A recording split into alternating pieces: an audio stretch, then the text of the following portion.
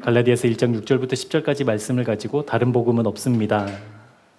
없습니다는 조금 완곡한 표현이고요. 다른 복음은 없다. 다른 복음은 없다라는 제목으로 하나님의 말씀 함께 나누도록 하겠습니다. 오늘 설교 목적을 말씀드립니다. 오늘 설교의 목적은요, 다른 복음은 없다는 것, 그것을 분명하고 또 어떠한 상황에서도 타협하지 않는 우리 믿음의 고백으로 세우는데 오늘 설교의 목적이 있습니다. 여러분, 다른 복음은 없다잖아요. 선언이거든요. 그러니까 어떤 논리나 설득이나 협의할 수 있는 여지가 있는 것이 아니라 없다라는 것. 그럼에도 불구하고 다른 복음은 없음에도 불구하고 우리는 끊임없이 다른 복음을 찾잖아요. 안심하고 싶고 또 누리고 싶고 세상에서 인정받고 싶은 십자가 외에 또 다른 어떤 요소들, 조건들, 그것을 끊임없이 찾는 우리의 존재를 발견할 수밖에 없지요.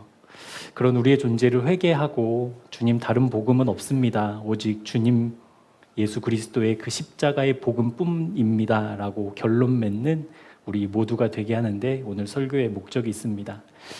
그렇게 결론 맺은 사람이라고 한다면 다른 복음은 없지, 오직 주님의 복음만, 십자가의 복음만 복음이지 라고 결론 맺은 사람이라고 한다면 틀림없이 하나님의 기쁨을 구하는 사람일 거예요. 그러한 삶을 살기를 또 소망하고 기도하게 하는데 오늘 또 설교의 목적이 있습니다. 오늘 말씀을 통해서 다른 복음은 없지, 오직 주님의 복음만, 선명한 십자가의 복음만 나에게 있지라는 것으로 날마다 주님의 기쁨으로 살아가는 우리 새생명교회 교우들 되기를 주님의 이름으로 축복합니다. 여러분, 먼저 이제 다른 복음은 없으니까 여러분, 복음은 무엇인가요?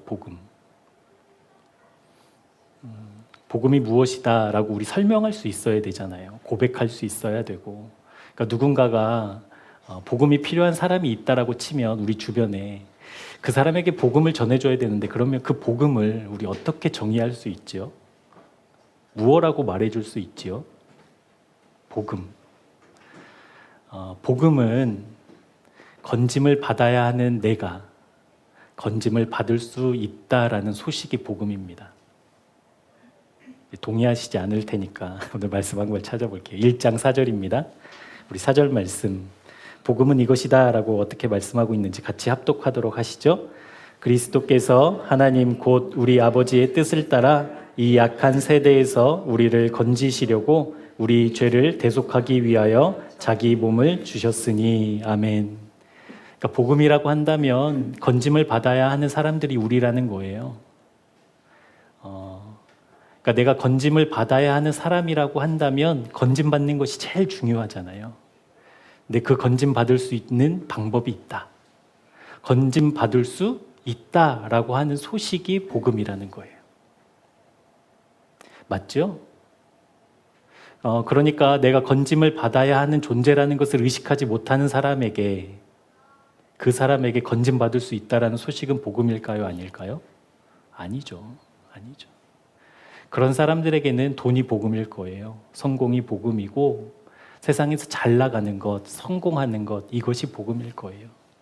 그런데 내가 건짐을 받아야만 하는 사람이라는 것을 깨닫는 사람에게는 내가 건짐받을 수 있는 길이 있다, 방법이 있다라는 것, 그것이 복음입니다. 그렇다면 내가 건짐을 받아야 하는 사람이라고 최소한 우리는 이제 동의가 된 사람들이잖아요.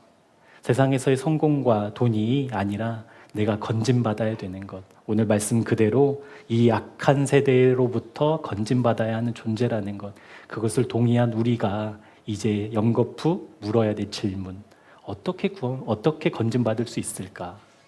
어떻게 이 약한 세대로부터 내가 건짐받는 그 구원을 경험할 수 있을까라는 질문 있어야 되잖아요. 그러니까 복음의 소식이 들렸다고 해서 와, 복음이구나가 아니라, 그러면 그 복음이 내 복음이 되려면 어떻게 우리 건짐받지요? 여러분, 어떻게 이 악한 세대로부터 우리가 분리될 수 있지요?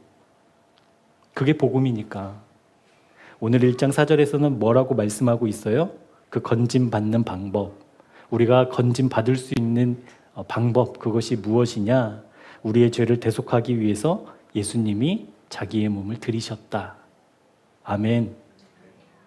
그러니까 우리가 건짐받기 위해서 하나님은 우리가 건짐받는 존재가 되게 하기 위해서 어떠한 방법, 어떠한 길을 예비해 놓으셨냐면 이 세상에 예수 그리스도께서 오셔서 자기의 몸을 아낌없이 십자가에서 내어주심으로 말미암아 그 십자가를 믿는 믿음의 사람들에게 건짐받을 수 있는 길을, 방법을 허락하신다.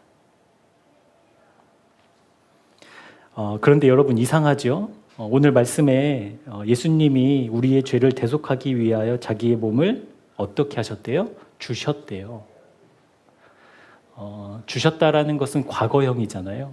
그리고 실제로 십자가 사건은 몇 년 전 사건이 아니라 무려 2000년 전의 사건이잖아요. 그러니까 2000년 전의 사건의 그 십자가가 여전히 지금 이 시대에 나에게 적용되고 똑같이 하나님의 구원으로 이 악한 세대로부터 건짐을 받는 능력으로 경험되어질 수 있다는 것, 여러분 그게 이해되세요? 그러니까 몇 년 전의 일이 지금 유효한 게 아니라 2000년 전의 일이 지금도 유효하다라는 거, 여러분 그거 이해되시냐고요?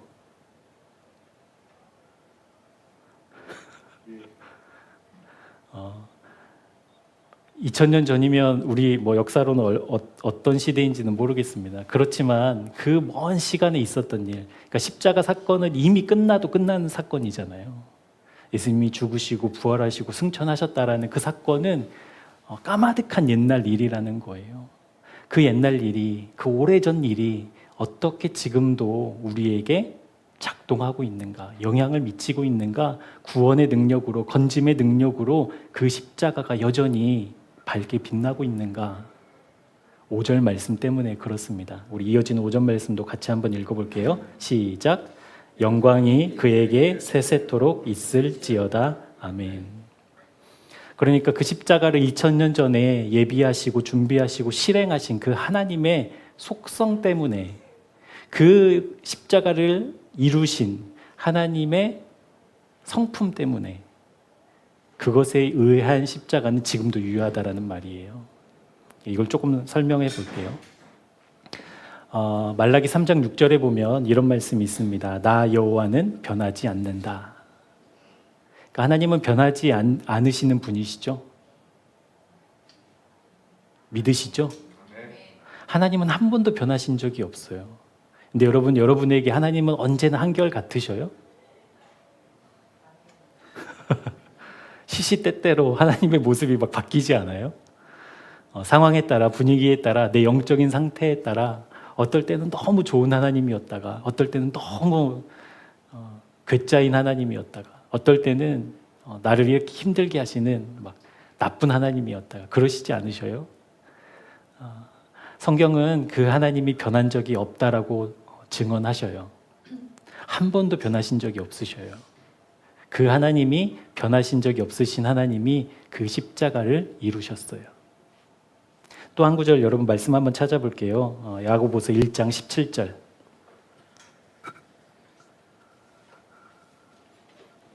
야고보서 1장 17절. 십자가를 이루고 행하신 그 하나님의 속성이 어떤 하나님이신가?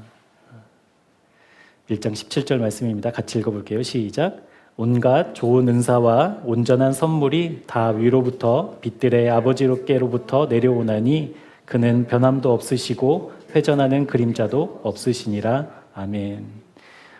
여러 가지 말씀이 더 있지만 이 두 가지 말씀을 보면 하나님은 변하시지 않고 또 하나님은 회전하는 그림자도 없으시고, 이것을 통해서 우리는 하나님의 존재를 어떻게 상상할 수 있냐면, 하나님은 시간과 공간의 제약을 받지 않으시는 분. 하나님은 시간과 공간의 제약을 받지 않으셔요. 왜냐하면 시간과 공간을 누가 만드셨어요? 하나님이 만드셨어요.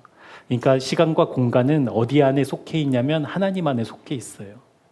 근데 하나님이 시간과 공간을 만드셨기 때문에 그 안에 속한다라면, 여러분 이거는 물리적으로 말이 안 되잖아요. 그러니까 무엇인가를 만들면 그것을 만든 사람은 그것보다 더 뛰어난 능력, 최소한 뛰어난 힘은 갖고 있어야 된다라는 거예요. 그러니까 시간과 공간을 만드신 하나님이 2000년 전에 십자가 사건을 마치셨지만 그 시간과 공간을 뛰어넘는 하나님께서 예전에 2000년 전에 그 십자가 사건을 지금도 현재의 사건으로 사용하신다라는 거예요. 그래서 여러분 지금도 앞으로도 십자가를 믿는 믿음의 사람들은 언제나 이 악한 세대로부터 건짐을 받을 수 있다라는 것. 그것이 복음이라는 거예요. 여러분 이것이 이해는 안 되시죠? 그러니까 2000년 전의 사건이 하나님이 시간과 공간에 제약을 받지 않으시고 그 2000년 전의 사건을 가지고 오셔서 지금도 오늘도 2025년 1월 8일 이 저녁에도 십자가의 능력을 나타내신다라는 것, 여러분 이것은 이해가 할 수 없는 영역이에요. 그러니까 목사라 해도 이게 이해돼서 여러분에게 말씀드리는 게 아니에요. 왜냐하면 저도 이 시간과 공간 안에 속해 있는 사람이기에 시간과 공간 밖은 상상할 수밖에 없어요. 그래서 여러분 이 십자가를 이해의 영역으로 뭐라고 하죠? 논리나 설득의 영역으로 가져가 버리면 아주 이상한 사건이 돼 버려요. 그래서 여러분 십자가는 뭘로 마주해야 돼요? 믿음으로 마주하는 거예요. 그래서 여러분 십자가는 구원은 믿음의 영역인 거예요. 그래서 그러니까 믿음의 눈으로 보면 하나님께서 시간과 공간을 초월하셔서 그것을 만드시고 역사하시고 그것을 시간과 공간의 제약 없이 동일하게 그 십자가를 사용하신 하나님, 그걸 믿음의 눈으로 본다면 여러분 그거 믿어지시죠? 우리 하나님은 그런 하나님이시니까. 그래서 5절 말씀을 지금 사도 바울이 이야기하고 있는 거거든요.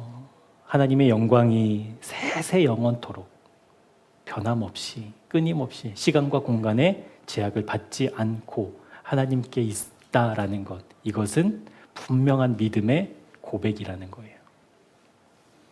그런데 여러분 이 믿음이라는 영역 우리가 관과해서는 안 됩니다.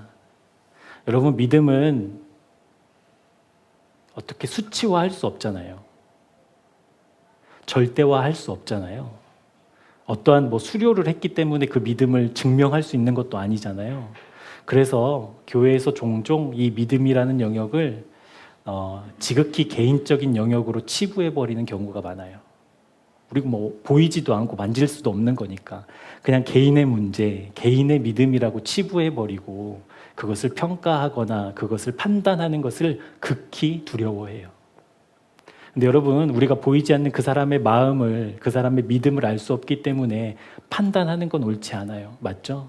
그러니까 교회 안에서 너 믿음 있어? 믿음 없어? 이렇게 얘기하는 것만큼 교회를 깨뜨리는 이야기는 없어요. 그런데 여러분 그거 아셔요? 믿음은 성경적으로 보면 그렇게 평가하고 그렇게 판단하고 그렇게 수치화할 수 없지만 너무나 분명하다라는 거예요. 믿음은. 지금 제가 이 얘기 잘 하고 있는 거죠. 그러니까 믿음을 우리가 알 수 없어서 그냥 개인의 영역으로 맡겨놨는데 사실은 성경에서 말하는 믿음은 너무나 명확하다라는 거예요. 어떤 의미인지 좀 보도록 할게요. 히브리어로 보면 믿음이 에누마라는 단어를 써요. 대부분 다 여러 가지 단어들이 있지만 히브리어로는 에누마, 그리고 헬라어로는 피스티스라는 단어. 그것은 어떠한 의미가 있냐면요, 확신이라는 의미가 있거든요. 그러니까 진실되게 하나의 확신거리, 그게 믿음이라는 거예요. 믿음이라는 단어가 그렇게 번역돼요. 그런데 여러분 이 믿음이라는 단어가 그 확신이라고 한다면 여러분 확신은 여러 개일 수 없잖아요. 동의하시죠? 확신은 하나만 확신할 수 있어요. 그러니까 그런 의미로서 성경은 믿음을 이야기하고 있다는 거예요. 그러니까 여러 가지 것들 중에 하나님을 선택하는 것이 믿음이 아니라 여러 가지 것들 중에 상황과 환경에 따라서 때로는 하나님을 선택했다가 또 가슴치며 하나님이 아닌가 봐. 그래서 하나님을 떠나 세상을 또 선택하는 그런 믿음을 말하고 있는 것이 아니라 언제나 하나님께 확신을 둔 상태, 언제나 하나님만 답이라고 결정짓는 그 상태, 그것을 성경은 믿음이라고 이야기하고 있습니다. 그러니까 믿음은 특징이 있는데 그게 뭐냐면 그 믿음의 대상, 그것만 있을 때 그것이 성경적인 믿음이라는 거예요. 그것만 있을 때. 그러니까 우리의 믿음은 어떤 믿음이냐면 하나님만 있어요. 아멘. 하나님만 있어요. 다른 건 없어요. 우리의 믿음의 대상은 하나님만 있어요. 그렇기 때문에 성경의 믿음은 양분될 수 없고요. 적당할 수 없어요. 오직 그것만을 신뢰하는 것, 그것이 믿음이니까.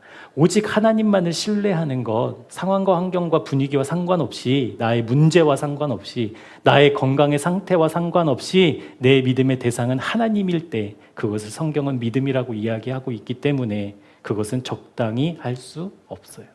오직 하나니까. 그러니까 하나님도 믿고 돈도 믿는다라고 한다면 그것은 이미 믿음이 아니에요. 하나님도 신뢰하고 내가 세상에서 휘두를 수 있는 권력도 신뢰한다라고 한다면 그것은 이미 믿음이 아니라는 거예요. 믿음은 뭐예요?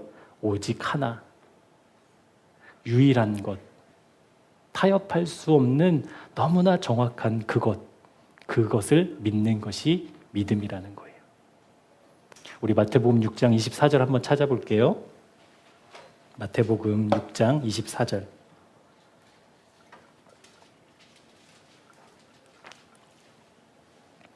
마태복음 6장 24절 우리 같이 한 목소리로 합독하겠습니다. 시작. 한 사람이 두 주인을 섬기지 못할 것이니 혹 이를 미워하고 저를 사랑하거나 혹 이를 중히 여기고 저를 경히 여김이라. 너희가 하나님과 재물을 겸하여 섬기지 못하느니라. 아멘. 여러분, 이것이 믿음의 특징이고요. 여러분, 이것이 믿음의 원리고 믿음의 모습이라는 거예요. 둘 다를 섬길 수 없어요. 우리는 오직 하나만 섬길 수 있어요. 그것이 믿음이라는 거예요. 오직 하나, 오직 한 길, 오직 한 분, 이것이 성경이 우리에게 이야기하고 있는 믿음이에요. 그러면 여러분, 우리의 믿음을 점검해 보자고요. 믿음이 있다고, 나 구원받았다고 확신할 수 있어요? 그래서 날마다 회개가 필요한 거예요. 그래서 날마다 십자가를 묵상하고 날마다 하나님의 말씀을 우리 주일에도 선포하셨지만 하나님께서 날마다 그 말씀을 통해 우리를 십자가로 나아가게 하는 거예요. 오직 하나여야만 한다고. 그런데 또 다른 것을 섬기고 있는 우리이기에 주님, 나 어떻게 하면 좋겠냐고 다시 주님 앞에 서는 것이 믿음이라는 거예요. 여러분, 그 믿음 우리 꼭 가집시다. 그 믿음 꼭 누립시다. 그 믿음 가지고 꼭 사십시다. 언제나 하나님이어야 한다고.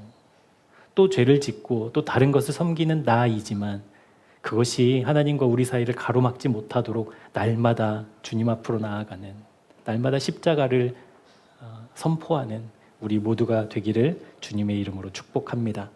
이 믿음의 개념을 가지고 우리 본문 6절 말씀을 한번 보도록 하겠습니다. 갈라디아서 1장 6절입니다. 제가 읽어드릴게요. 그리스도의 은혜로 너희를 부르신 이를 이같이 속히 떠나 다른 복음을 따르는 것을 내가 이상하게 여기노라. 아멘. 그러니까 사도 바울의 믿음은 어떤 믿음이었냐면 성경에서 말하고 있는 그 믿음, 오직 한 분, 오직 한 하나님만 섬기고 신뢰했다라는 겁니다. 그러니까 사도 바울은 지금 태초로부터 나를 택정하시고 부르시고 나를 만나주신 그 하나님, 그 하나님만 믿음의 대상으로 삼았다라는 거예요. 그런데 바로 이 믿음을 전했고 사도 바울이 전한 그 복음을 들었던 갈라디아 교인들이 십자가로 충분하지 않다고, 또 다른 무언가가 필요할 것 같다고, 그래서 할례를 쫓아다니잖아요. 할례 받아야 된다고. 할례의 증거가 있어야만 구원의 증거라고 이야기를 하고 있는 그 모습을 보면서 지금 사도 바울이 그것을 이상하게 여겼다라고 말씀하고 있습니다. 그러니까 지금 갈라디아 교인들, 갈라디아 지방에 세워진 많은 교회를 다니고 섬기고 예배하는 그들의 믿음이 지금 성경적인 믿음이라는 거예요? 아니에요? 아니라는 거예요. 오직 십자가가 아니라 십자가의 할례도 필요해 이렇게 됐잖아요. 오직 하나여야만 하는데 믿음은. 그러니까 지금 그 거짓 교사들의 가르침을 받아 할례가 그렇게 중요하다고, 할례 꼭 받아야 된다고, 그게 믿음의 표라고 이야기한다라고 한다면 갈라디아 교인들의 믿음은 하나님이 인정하시는 믿음이 아니었다라는 거예요. 그런데 여러분, 그들이 여전히 하나님을 이야기하잖아요. 여전히 교회에서 예배 드리잖아요. 여전히 하나님의 말씀을 듣고 그 말씀대로 살자고 서로 격려하고 서로 떡을 떼고 교제하며 그렇게 살았잖아요. 그런데 그들의 믿음은 어땠어요? 다른 복음을 찾았다라는 거예요. 그러니까 겉으로는 교인이었고 겉으로는 믿음을 가진 것 같았지만 실제 그들은 다른 복음을 추구하고 있었다라는 것. 다른 복음도 복음이라는 글자가 붙어 있으니까 갈라디아 교인들이 잠깐 실수했구나라는 정도로 이 말씀을 보면 큰일 납니다. 여러분, 다른 복음을 떠난 그들의 모습이 어땠습니까? 이상하게 여기는 그들의 모습이 어땠어요? 6절에 보면 그리스도의 은혜로 너희를 부르신 이를 어떻게 한 거예요? 지금 떠나 있는 상태예요. 그러니까 겉으로는 믿음의 모습, 하나님의 구원받은 백성처럼 보이지만 실제 그들은 하나님을 떠나 있었다라는 것. 여러분, 다른 복음을 따른다는 것은 또 다른 복음을 찾는 그런 행위나 그런 욕구를 의미하는 것이 아니에요. 여기에서 말하는 다른 복음을 따른다라는 것은 그리스도를 잃어버렸다라는 의미예요. 그리스도를 잃어버렸다. 헬라어 원어를 그대로 직역하면 이런 겁니다. 그리스도에게서 떠났다. 그들이 믿는 믿음의 대상인 하나님, 그들의 믿음의 대상인 예수 그리스도로부터 다른 믿음의 대상으로 옮겨졌다라는 의미가 믿음에서 떠났다라는 의미입니다. 그러니까 지금 갈라디아 교인들의 믿음은 믿음이 아니었고 신앙은 신앙이 아니었다라는 거예요. 상태가. 그래서 사도 바울은 단호하게 이렇게 말씀합니다. 7절에 다른 복음은 없다. 다른 복음은 없다. 그러니까 너희들이 지금 추구하고 원하는 것처럼 하나님의 놀라운 사랑도 필요하고 세상에서 인정받는 실력도 돈도 성공도 명예도 필요하다고 주장하고 외치고 있지만 실제 그것은 다른 복음이 아니라 다른 복음 자체가 없다라고 선언하고 있다는 거예요. 다른 복음에는 예수 그리스도가 없기 때문입니다. 여러분, 그리스도가 없는데 어떻게 복음이 될 수 있으며 우리를 위해서 죽으신 분이 없는데 우리가 어떻게 이 악한 세대로부터 건짐을 받을 수 있겠습니까? 그러니까 다른 복음은 없다라는 사도 바울의 이 권면이 맞는 것이죠. 그러니까 마태복음 6장 24절에서 말하고 있듯이 하나님과 재물을 겸하여 섬길 수 없는, 그러니까 같이 섬길 수 있다라는 우리의 오해와 착각이 그거는 가능하지 않다라고 말하는 것처럼 실제 다른 복음, 그것도 복음이니까, 그것도 주님의 일 이야기하니까, 그것도 십자가를 부인하지 않으니까 또 다른 복음이라고 여긴다라면 그것은 없다라는 거예요. 그런 일은 가능하지 않다라는 거예요. 그러니까 성경적인 믿음으로 보자면 하나님을 믿는다, 내가 구원받았다라는 것은 어떤 의미가 있냐면 나에게는 다른 길이 없다. 나에게는 다른 어떤 대안이 없다. 나에게는 다른 방법이 없다라는 것을 고백하는 것이 지금 사도 바울이 말하고 있는 복음을 따르는, 복음을 믿는 믿음의 사람의 삶이라는 사실입니다. 여러분, 이것이 우리의 믿음이어야 합니다. 우리에게 다른 대안은 없습니다. 우리에게 다른 길은 없습니다. 우리에게 다른 방법도 없습니다. 오직 예수 그리스도를 통해서만, 오직 십자가를 통해서만, 그 길만 우리에게 허락된 유일한 길이라는 사실, 우리 마음판에 새기고 어떤 환경이나 어떤 문제 속에서도 흔들리지 않는 믿음의 사람 되기를 주님의 이름으로 축복합니다. 축복합니다. 실제로 이제 이게 갈라디아 교회 안에 일어난 일들이잖아요. 갈라디아 교회 안에 하나님을 예배하고 하나님을 따르는 사람들 사이에 이제 다른 복음이 선포됐다라는 거예요. 거짓된 교사들이 들어와서. 근데 그들이 가르쳤던 것이 이거였어요. 믿음은 오직 하나여야만 하는데 오직 하나가 아니어도 된다고. 믿음은 언제나 하나님만을 바라보고 하나님만이 답이라고 이야기해야 되는데 다른 복음은 꼭 그렇지만은 않다고. 상황에 따라서 얼마든지 바꿔서 쓰고 내 필요에 따라서 그 복음을 하나님의 능력을 쓸 수 있다라고 가르쳤다라는 거예요. 여러분 그렇게 믿음을 효율적으로 쓸 수 있는 것을 가르쳐서 그들이 어떻게 됐나요? 갈라디아 교인들이 정말 믿음도 세상도 두 곳에서 막 성공하고 우리가 그렇게 꿈꾸는 것처럼 하나님도 좋고 돈도 좋은 그렇게 넉넉한 삶을 살았나요? 아니요. 십자가를 잃어버리게 되었어요. 그러니까 둘 다를 다 잡을 수 있을 것 같이 배웠지만 그리고 그것이 너무 매력적이라 다른 복음을 받아들였지만 실제 나에게 남은 것은 세상밖에 없었다라는 것. 그래서 그들이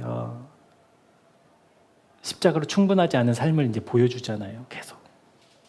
그러니까 태초로부터 나를 부르시고 정하시고 구원하시려고 그 십자가를 예비하신 하나님의 사랑을 그것으로만 이제 만족할 수 없다라고 외치잖아요.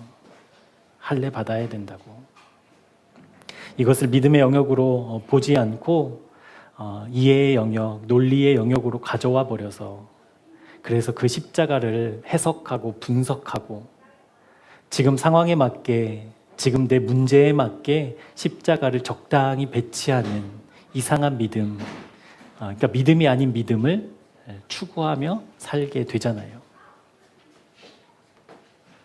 이 복음이 십자가를 놓쳤다라는 말이 조금 더 과격하게 여러분 설명드리면 갈라디아 교인들이 지금 받아들인 다른 복음으로 다른 복음이 그들에게 무엇을 가르치고 있냐면 예수님이 꼭 우리를 구원하시기 위해서 십자가에서 죽으시지 않아도 돼라고 가르쳤다라는 거예요. 근데 그것이 다른 복음이라고요.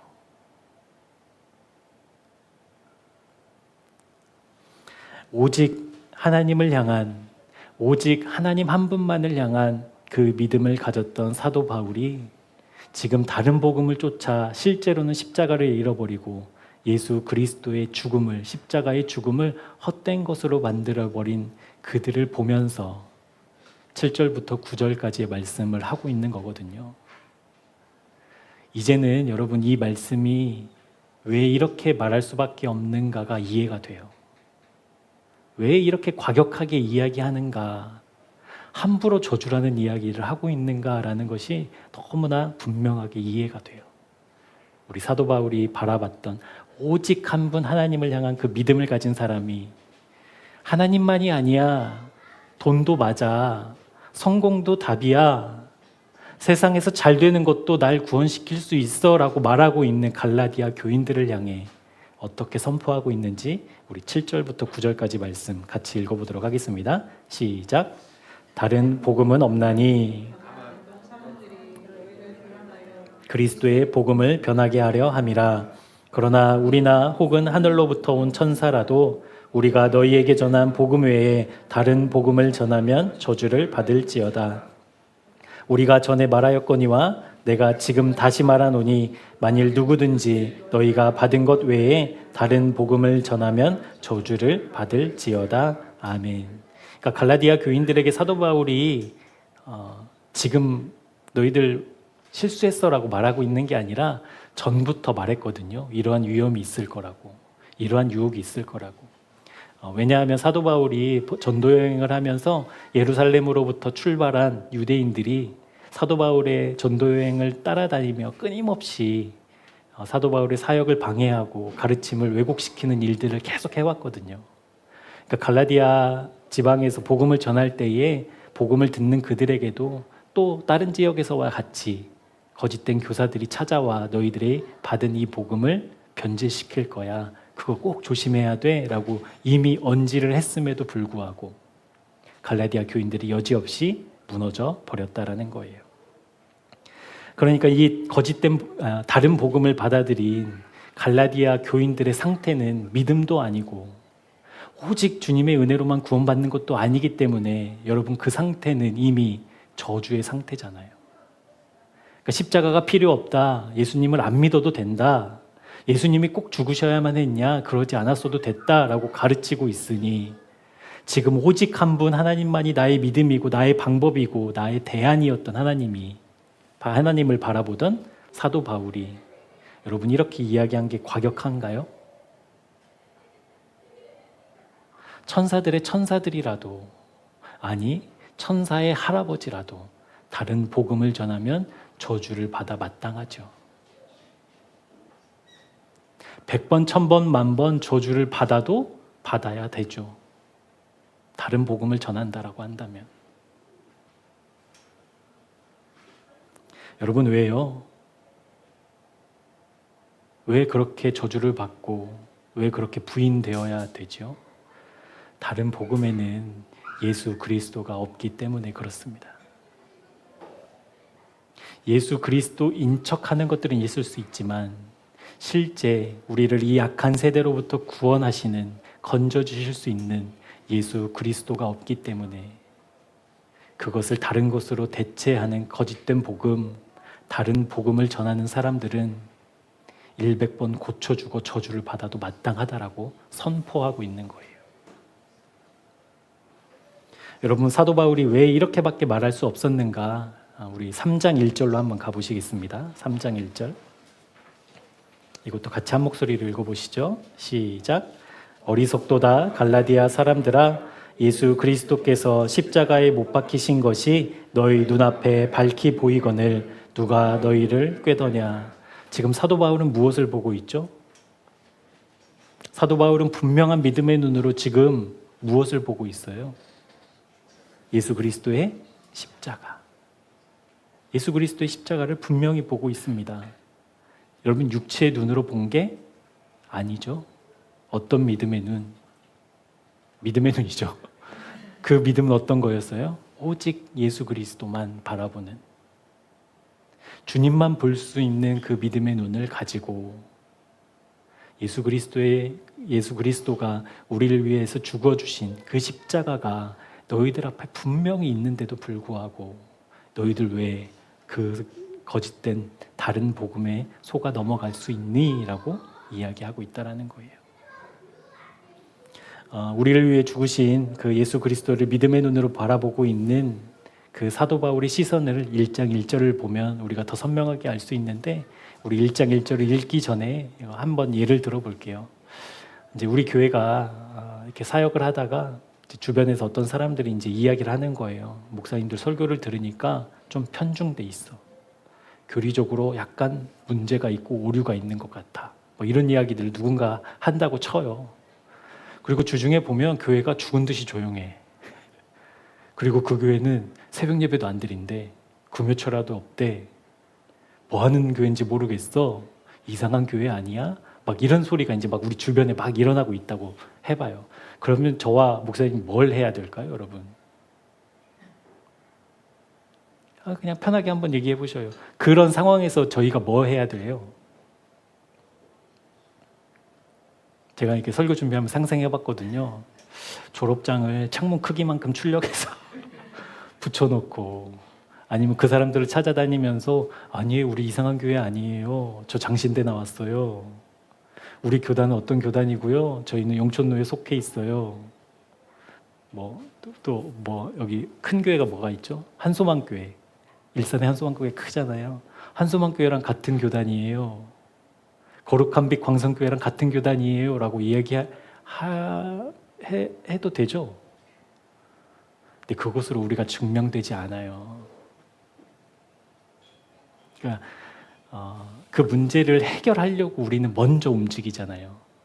그렇게 오해를 하고 있다면 그 오해를 먼저 풀려고 한다고요. 그러니까 저도 이게 상상 속의 상상이지만 제가 상상하면서 나는 무엇을 가장 먼저 했을까를 보면 막 졸업장 찾고 학위증 찾고 목사 안수증 찾고 이제 막 이랬을 거예요.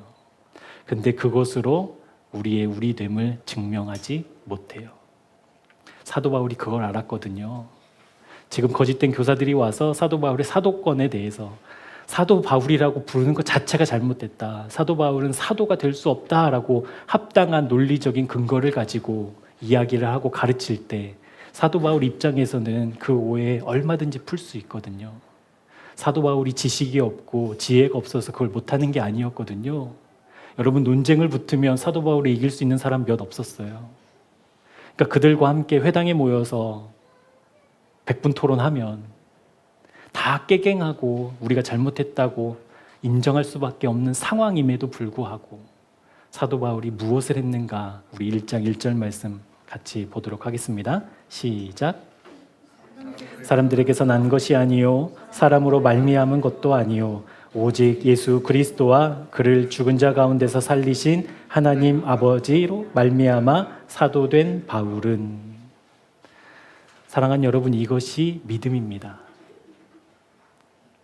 그러니까 그 문제를 해결하려고 움직이고 발빠르게 대안을 찾는 것, 이게 지혜가 아니라 얼마든지 내 노력으로 내 의지대로 이 분위기를 해결할 수 있는 것, 그래서 그 분위기를 바꿔내는 것이 실력이 아니라 지금 사도 바울은 누구를 향해 가장 먼저 자기의 마음을 돌이키고 있어요? 하나님께. 내가 사도가 된 것은 이러이러한 사유여서 이러이러한 이유 때문에 내가 사도로 불릴 수 있다라고 설명하기 전에 이 사도의 직분은 하나님께로부터 왔다. 이 사도의 직분은 하나님이 나에게 허락하신 직분이다라는 것으로 그 모든 시도를, 노력을 멈추었다라는 거예요.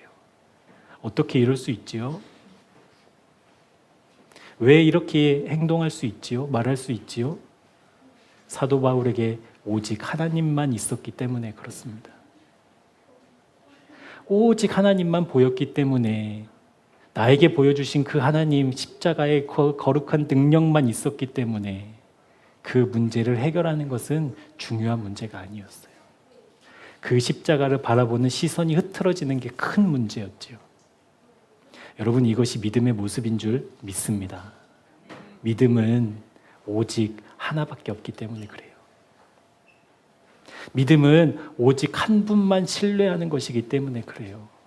믿음은 오직 한 분만 방법으로 삼기 때문에 그렇습니다.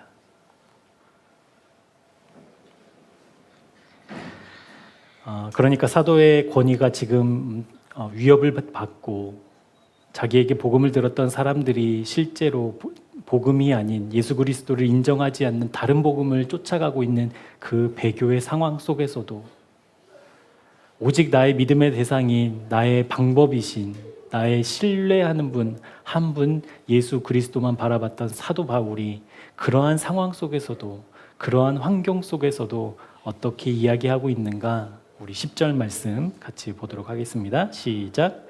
이제 내가 사람들에게 좋게 하랴, 하나님께 좋게 하랴, 사람들에게 기쁨을 구하랴.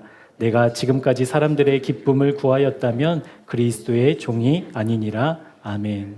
억울할 만도 하지요. 그리고 이 상황을 빨리 극복하고 싶은 욕구도 있겠지요. 그럼에도 불구하고 사도 바울은 그렇게 하지 않았습니다. 왜냐하면 사도 바울의 기쁨은 상황을 해결하고 문제를 해결하는 것에 있지 않았어요. 그 하나님과 연결된 기쁨을 추구하고 그 하나님과 연결된 기쁨만을 누리기를 원했던, 오직 하나님 한 분만을 믿었던 그 믿음을 갖고 있었기 때문이었습니다.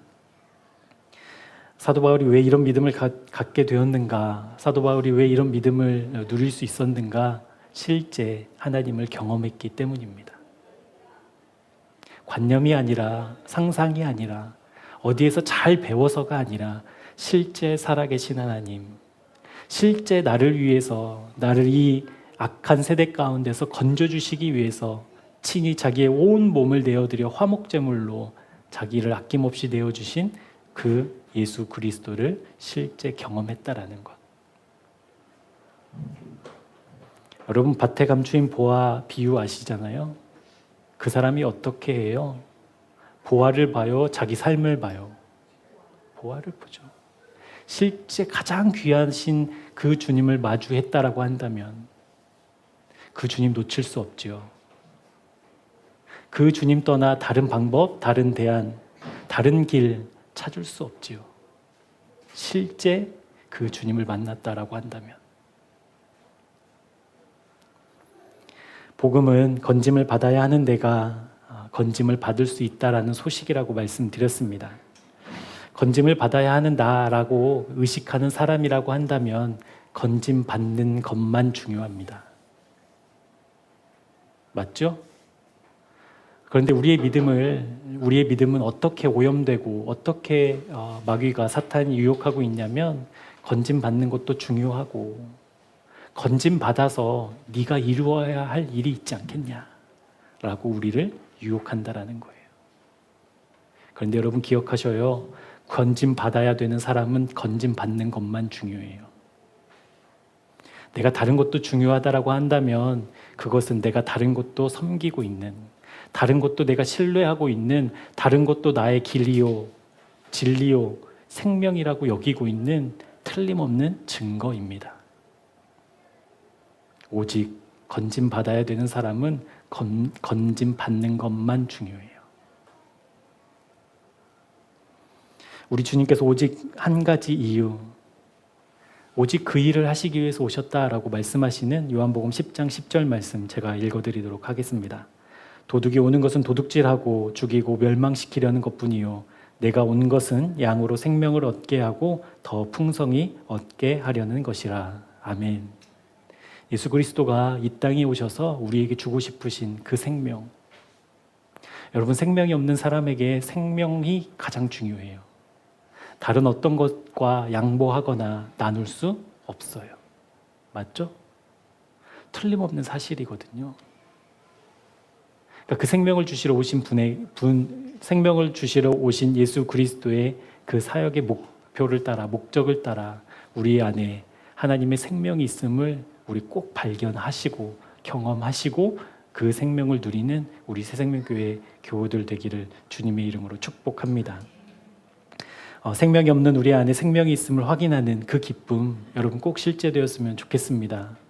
그 기쁨을 우리의 일상 가운데, 우리의 매일매일 삶 가운데 꼭 누리며 사시는 우리 모두가 되기를 축복합니다.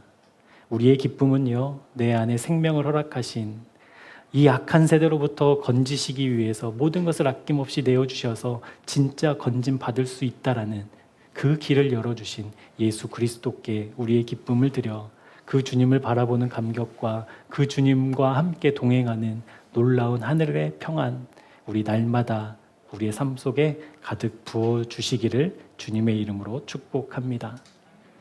그렇기 때문에 하나님을 경험한 사람은요, 직장에서도 달라요. 그렇기 때문에 하나님을 경험한 사람은 예배하는 모습도 다르겠죠.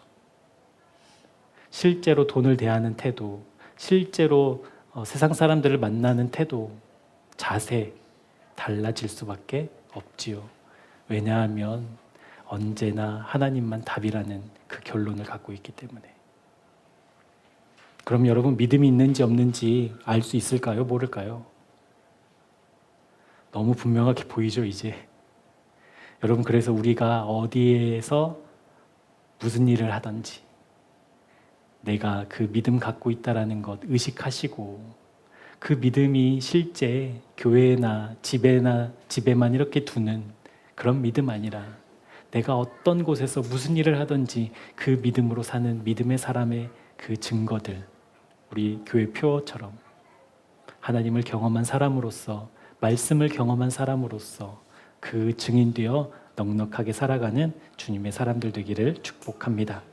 사도 바울은 사람의 기쁨을 추구하지 않고 오직 하나님을 기뻐한다라는 믿음의 고백으로 오늘 본문의 말씀을 마치고 있습니다. 여러분, 오직 하나님으로만 기뻐할 수 있어요. 아멘. 여러분, 오직 하나님으로만 넉넉할 수 있어요. 여전히 문제가 있지만, 어려움이 있지만 그 주님으로 든든할 수 있어요. 여러분, 그것이 진짜 믿음의 능력이에요. 진짜 믿음이 우리에게 베푸는 힘이에요.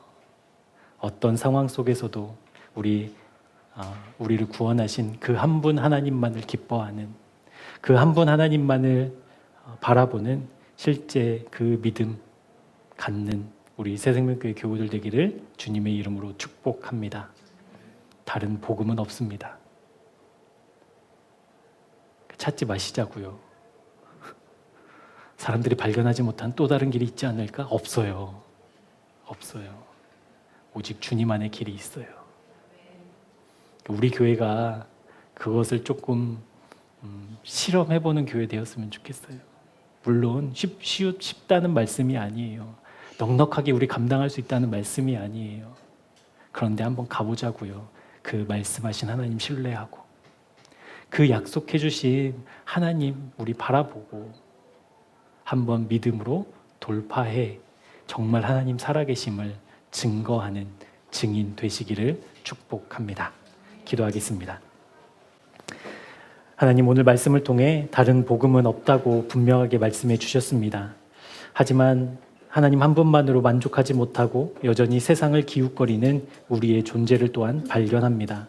헤쳐나갈 수 있는 실력과 이유를 가지고 있었지만 사람에게 기쁨을 구하지 않고 오직 하나님만 기쁨의 이유로 삼았던 사도 바울의 믿음, 우리에게도 가르쳐 주옵소서.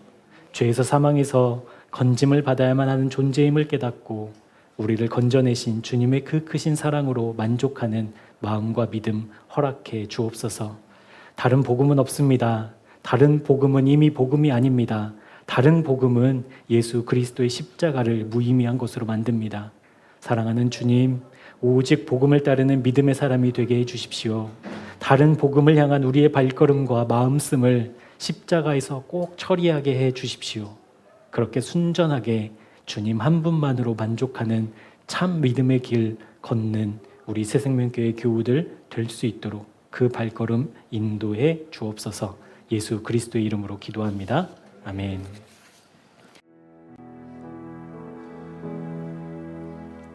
다른 복음은 없습니다.